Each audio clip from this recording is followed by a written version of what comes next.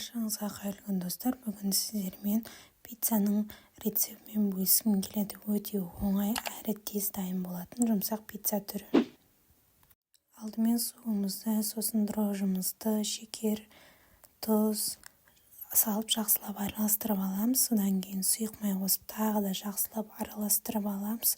Одан кейін ұнымызды өлшеп салып, иіні қанғанша жақсылап илейміз. Және де илеп болғаннан кейін үстіне сұйық маймен тағы да бір илеп шығамыз. Содан кейін жарты сағатқа жылы жерге көтерілгенше қоямыз. Мінекей қамырымыз көтерілді. Оны екі бөлікке бөлеміз. Және де жақсылап жаямыз. Қолмен жайсаңыз да болады, немесе оқтаумен жайсаңыз да өз еркіңізде. Содан кейін мен кетчуп жақтым, томатный кетчуп. Одан кейін сыр өзіңіздің қалауыңыз бойынша бетін әрлесеңіз болады. Қызып тұрған 250 градус пеште 7-8 минут пісіріп аламыз. Пиццамыз дайын болды. Сіздерге ас болсын, өте оңай және де түсінікті болды деген ойдамын. Маған тіркеліп қолдау көрсетіп кетіңіздер, және де басқа да рецепт түрлерімен бөлісетін боламын. Рахмет.